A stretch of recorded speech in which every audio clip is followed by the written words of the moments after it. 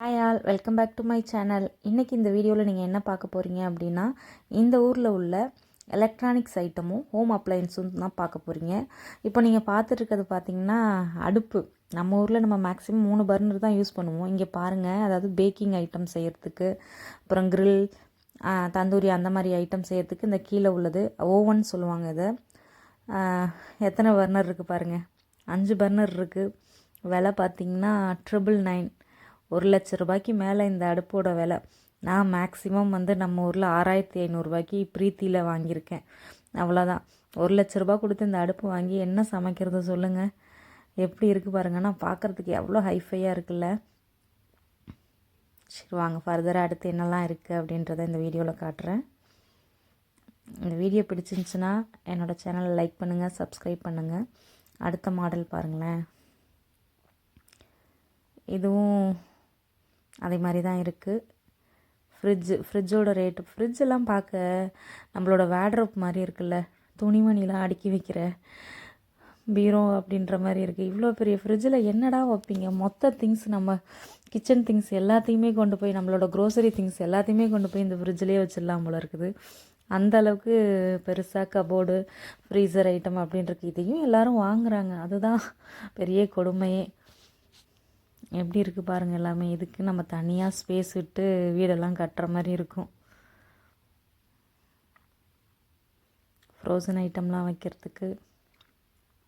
உண்மையாக சொல்லணுன்னா என்னோடய ஃப்ரிட்ஜிலலாம் அதிகபட்சமாக பால் இருக்கும், இட்லி மாவு இருக்கும், வெஜிடபிள்ஸ் கொஞ்சம் இருக்கும், அவ்வளோதான். அதை நான் கண்ணாப்பினான்னு களைச்சி போட்டிருக்கிறதுனால ஃப்ரிட்ஜு ஃபுல்லாக இருக்கிற மாதிரி இருக்கும். இந்த கேஸ் ஸ்டவ் பாருங்களேன். இது எலக்ட்ரிக்கல் ஸ்டவ். பர்னர் மேலே எப்படி இருக்குது பாருங்கள். ஃபுல்லாகவே கேஸ் இல்லாமல் எலக்ட்ரிக்கலில் ஒர்க் ஆகிறது, சாரி கரண்ட்டில் ஒர்க் ஆகிறது.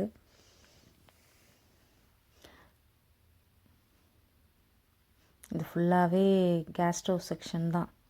கேஸு எலக்ட்ரிக்கல் ரெண்டுமே இருக்கும்.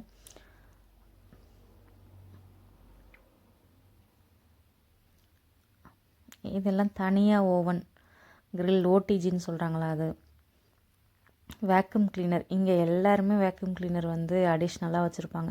நம்ம ஊரில் வார்ஹோல், தொடப்பம் சொல்கிறோம் இல்லையா, இங்கே வேக்யூம் கிளீனர். ஏன்னா இங்கே ஃப்ளோர் எல்லாமே கார்பெட்டில் இருக்கும். கார்பெட் க்ளீன் பண்ணுறதுக்கு வேக்யூம் கிளீனர் ரொம்ப அவசியம். அதனால் எல்லோரும் அது வாங்குவாங்க. இதெல்லாம் சின்ன சின்ன ஓவன்.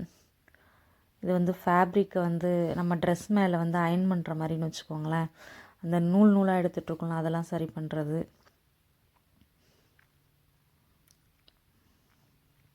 எனக்கு இதெல்லாம் என்னன்னே ஸ்டார்டிங்கில் தெரியாது. அதுக்கப்புறம் தான் ஒவ்வொன்றா சர்ச் பண்ணி இது எதுக்கு அப்படின்னு சொல்லி கண்டுபிடிச்சி கற்றுக்கிட்டேன். Iron box. இதோட ரேட்டெல்லாம் பாருங்கள். நம்ம ஊரில் அயன் பாக்ஸ் மேக்ஸிமம் 1000 ரூபா, 1500 இருக்குமா. இங்கே 69 பவுண்டு, அதாவது 7000 ரூபான்னு வச்சுக்கோங்க. மிக்ஸி நீங்கள் சொல்ல மாட்டாங்க. இது பிளெண்டர் அப்படின்னு சொல்லுவாங்க. மிக்ஸின்னு சொன்னாலே இங்கே யாருக்கும் தெரியாது.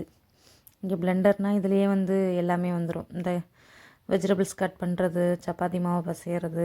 இங்கெல்லாம் மீட்டெல்லாம் அதாவது கறி, கோழி இதெல்லாம் அரைப்பாங்க. சாசேஜ்னு சொல்லுவாங்க, அதுக்காக அந்த மாதிரி யூஸ் பண்ணுற மாதிரி இருக்கும். நிறைய ஐட்டம்ஸ், என்னன்னே தெரியாத ஐட்டம்ஸ்லாம் இருக்குது. இங்கே தான் கற்றுக்கிட்டேன் எல்லாத்தையும். இது ப்ரெட் டோஸ்டர். இதுக்குள்ளே ப்ரெட்டை வச்சு டோஸ்ட் பண்ணி எடுக்கிறது. கேக் பேக் பண்ணுறதுக்குள்ள மிக்சர் மிஷின். இது நம்மலாம் கிரைண்டர் வாங்குவோம். இவங்கெல்லாம் பார்த்திங்கன்னா இந்த மாதிரி பேக்கிங் ஐட்டம் செய்கிறதுக்கான மிக்சர் வாங்குவாங்க. இந்த வீடியோ பிடிச்சிருந்துச்சுன்னா என்னோடய சேனலை லைக் பண்ணிக்கோங்க, சப்ஸ்கிரைப் பண்ணிக்கோங்க. Thank you to all. இன்னொரு வீடியோவில், இன்னொரு இன்ட்ரெஸ்டிங்கான வீடியோவில் மீண்டும் சந்திப்போம்.